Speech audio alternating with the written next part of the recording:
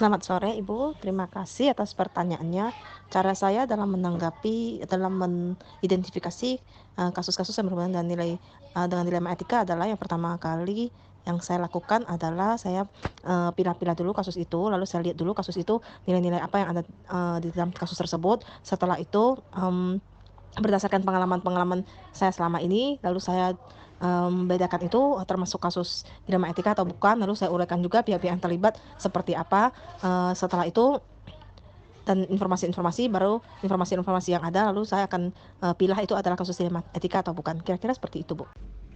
Oke, yang kedua ini, ketika terjadi ada kasus yang sama-sama benar, sama-sama mengandung nilai kebajikan, maka yang saya lakukan adalah yang pertama saya, identifikasi lagi kasus tersebut kembali, lalu saya kumpulkan fakta-fakta yang ada sebanyak mungkin, lalu pertimbangkan, mana yang kasusnya ini, membawa ada dampak jangka pendek dan jangka panjang.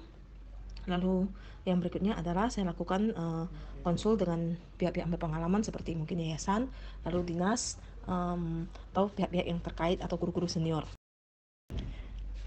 Kalau langkah-langkah yang saya lakukan dalam pengambilan keputusan, saya selalu memulai dengan identifikasi, setelah itu kenali, nilai-nilai yang dari kasus ini adakah nilai-nilai yang bertentangan, lalu, identifikasi siapa saja yang terlibat, lalu kumpulkan data sebanyak mungkin, lihat apakah, eee, ada yang bertentangan dengan hukum atau norma atau hanyalah sebuah subjektivitas, lalu dari semua data yang tersebut lalu akan saya olah, setelah itu, mmm saya akan buat beberapa opsi solusi.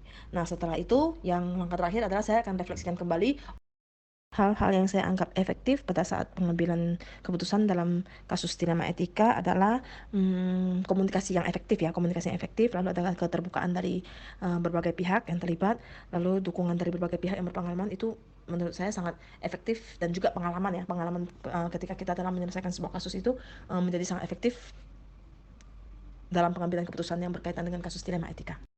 Wah, kalau yang menyangkut tantangan ya, ketika menghadapi kasus yang berhubungan dengan guru-guru yang senior kalau berdasarkan pengalaman saya ya, karena saya, di sini juga ada, guru-guru saya juga, lalu, yang dulunya pernah mengajar saya jadi, masih ada rasa sungkan dan sebagainya, tetapi kan dalam kasus seperti ini kita perlu, profesional dan perlu menyelesaikan, sebuah kasus dengan bijak, dengan peduli, dengan benar. Jadi, memang itu sebuah tantangan yang menurut saya paling berat atau juga yang melibatkan orang-orang penting, misalnya orang-orang yang berpengaruh di masyarakat atau orang tua, yang memiliki jabatan tertentu dan sebagainya, itu memang sebuah tantangan berat, dalam pengambilan keputusan.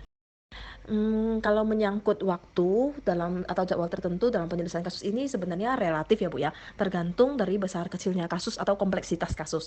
Nah, kalau kasus, kecil maka, saya akan langsung menyelesaikannya, tapi kalau misalnya kasusnya cukup kompleks dan melibatkan banyak pihak, maka, perlu adanya jadwal, untuk misalnya jadwal mengumpulkan data, jadwal untuk mempertemukan beberapa pihak, jadwal untuk konsul, jadwal untuk saya, menyiapkan opsi-opsi pilihan dalam penyelesaian kasus ini, waktu saya untuk refleksi dan sebagainya. Faktor-faktor yang mempermudah ya, ada faktor pengalaman ya, jadi pengalaman kita dalam menangani kasus itu faktor yang mempermudah. Jadi kita misalnya sudah punya pengalaman untuk kasus yang sama, maka untuk kasus berikutnya lebih mudah. Lalu, kalau ada orang yang mendukung ya orang-orang yang terdekat dengan kita, lalu pihak-pihak yang berpengalaman juga, jadi bisa memberikan masukan kepada kita sehingga menurut saya itu mempermudah ya. Hal-hal yang dapat saya petik, dari berbagai kasus-kasus penyelesaian ini adalah, kita butuh kesabaran, lalu keikhlasan dan kepedulian dalam pengambilan keputusan. Kita tidak bisa tergesa-gesa dalam menyelesaikan sebuah kasus, lalu juga belajar, mendengarkan dari berbagai pihak, eee, untuk menyelesaikan kasus-kasus ini.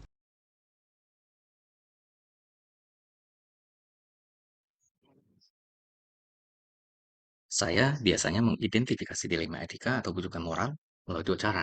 Yang pertama, itu berdasarkan prinsip-prinsip etika yang ada. Misalnya seperti keadilan, kepedulian, dan tanggung jawab.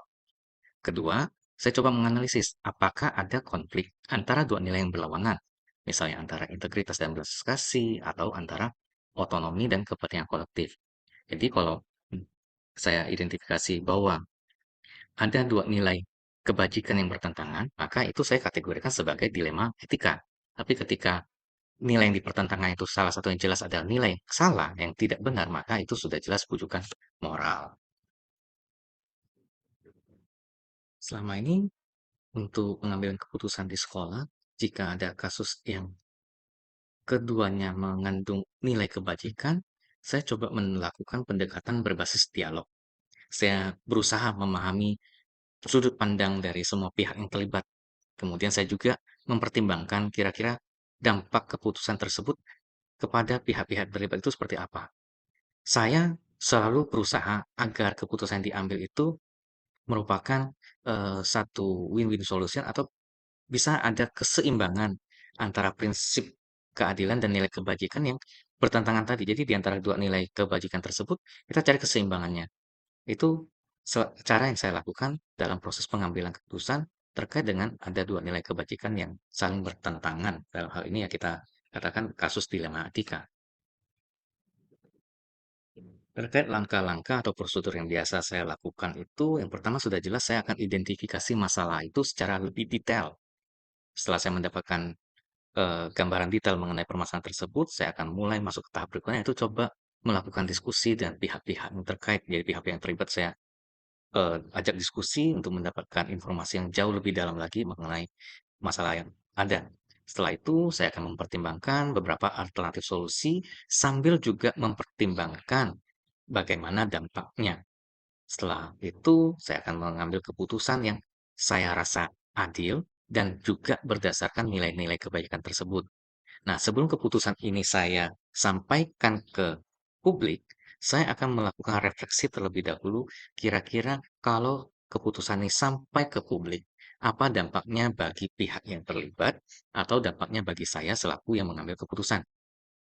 Setelah itu baru keputusan yang saya sampaikan dan kita juga lihat bagaimana setelah kondisi yang terjadi setelah keputusan ini kita sampaikan, apakah ada konsekuensi-konsekuensi lain yang ternyata adalah konsekuensi yang tidak kita inginkan muncul di situ.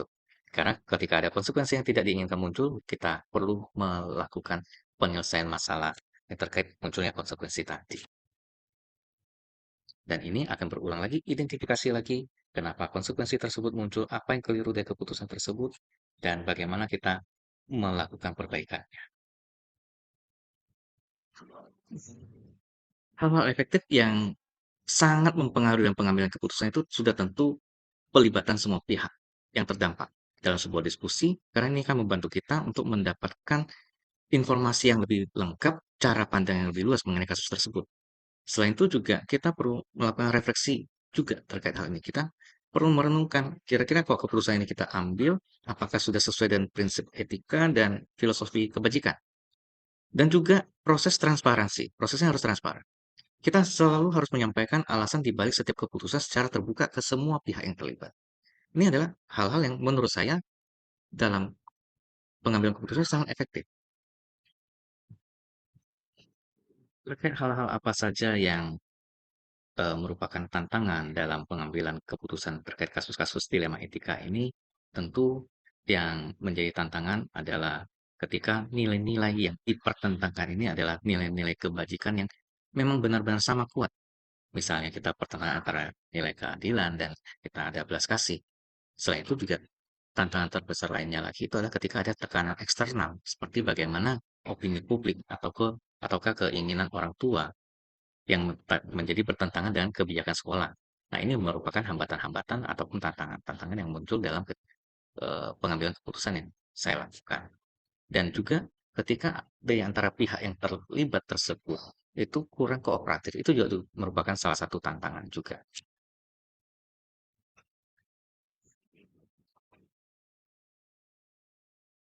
Nah, saya biasanya menyelesaikan permasalahan ataupun kasus terkait dilema etika ini saya usahakan sesegera mungkin. Karena apalagi jika situasinya itu mendesak ya, dan memang butuh respon yang cepat.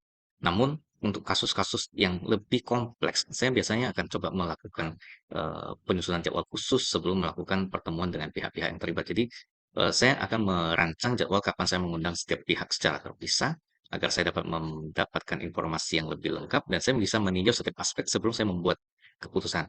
Biasanya prosesnya bisa memakan waktu ya, anggap kurang lebih 7 sampai 10 hari. Ini sangat tergantung daripada kompleksitas kasusnya. Terkait faktor-faktor yang selama ini mempermudah atau membantu saya dalam pengambilan keputusan, terutama untuk kasus-kasus dilema etika, itu tentunya adanya kerjasama dari pihak-pihak yang terlibat, pihak-pihak yang terdampak, di mana dengan adanya pihak-pihak yang terlibat dan terdampak ataupun yang terdampak itu bisa kita rangkul untuk diskusi, maka ini akan semakin mempermudah.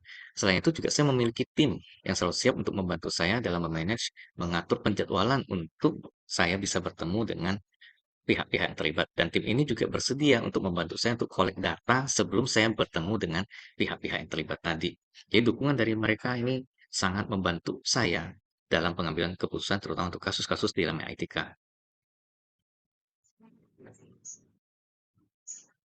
Dari pengalaman ini, saya belajar bahwa dalam pengambilan keputusan, terutama untuk kasus-kasus dilema etika, sangat penting bagi kita untuk tidak terburu-buru dalam pengambilan keputusan. Kita perlu untuk mendengarkan semua pihak yang terlibat.